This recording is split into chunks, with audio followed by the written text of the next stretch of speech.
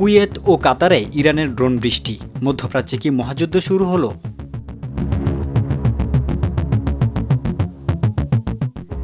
মধ্যপ্রাচ্যের যুদ্ধ কি তবে নিয়ন্ত্রণের বাইরে চলে যাচ্ছে?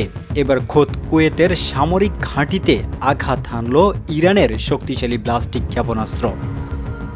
মাত্র ২৪ ঘন্টার ব্যবধানে কুয়েত ও কাতারকে লক্ষ্য করে বৃষ্টির মতো ড্রোন ও মিসাইল ছুড়ল তেহরান। কুয়েতের সেনা ক্যাম্পে কী পরিমাণ ক্ষয়ক্ষতি হয়েছে আর কাতার কিভাবে এই হামলার মোকাবেলা করল, আজ আমরা জানব মধ্যপ্রাচ্যের এই রণক্ষেত্রের সর্বশেষ আপডেট।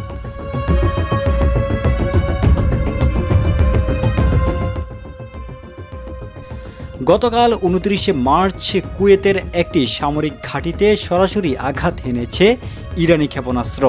কুয়েতের প্রতিরক্ষা মন্ত্রণালয়ের পক্ষ থেকে এক জরুরি বিবৃতিতে জানানো হয়েছে, এ হামলায় সামরিক বাহিনীর অন্তত ১০ জন সদস্য আহত হয়েছেন। ক্ষেপণাস্ত্রের আঘাতে ঘাঁটির ব্যাপক বস্তুগত ক্ষয়ক্ষতি হয়েছে বলেও নিশ্চিত করা হয়েছে। বর্তমানে আহত সেনারা হাসপাতালে চিকিৎসাধীন অবস্থায় রয়েছেন। কুয়েতের আকাশসীমায় গত ২৪ ঘন্টায় ইরান যা ঘটিয়েছে তা রীতিমতো আঁতকে ওঠার মতো। কুয়েত সরকারের দেওয়া তথ্য অনুযায়ী তাদের আকাশসীমায় অন্তত ১৪টি ব্লাস্টিক ক্ষেপণাস্ত্র এবং ১২টি ড্রোন নিক্ষেপ করা হয়েছে। কুয়েতের আকাশ প্রতিরক্ষা ব্যবস্থা কতটুকু সফল হয়েছে তা নিয়ে প্রশ্ন উঠলেও একটি ক্ষেপণাস্ত্র সরাসরি আঘাত পুরো কুয়েতকে কাঁপিয়ে দিয়েছে। একই সময়ে হামলার লক্ষ্যবস্তু ছিল কাতারও। কাতার প্রতিরক্ষা মন্ত্রণালয় জানিয়েছে, ইরান থেকে আসা বেশ কয়েকটি ড্রোন তাদের উপর হামলা চালানোর চেষ্টা চালিয়েছে। তবে কুয়েতের মতো ক্ষয়ক্ষতি কাতারে হয়নি। কাতারের সামরিক বাহিনী দাবি করছে, তারা সফলভাবে ধেয়ে আসা সমস্ত ড্রোন প্রতিহত এবং নিষ্ক্রিয় করতে সক্ষম হয়েছে।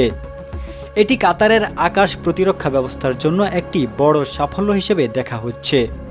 আল জাজিরার প্রতিবেদন অনুযায়ী এই সিরিজ হামলার পর পুরো পারস্য উপসাগরীয় অঞ্চলে রেড অ্যালার্ট জারি করা হয়েছে।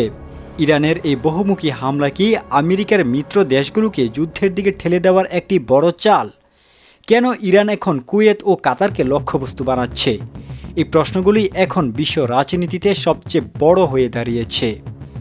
কুয়েত ও কাতারের উপর এই হামলার পর মধ্যপ্রাচ্যের পরিস্থিতি কোন দিকে মোড় নেবে? ডোনাল্ড ট্রাম্প বা আমেরিকা কি এর পাল্টা জবাব দিবে?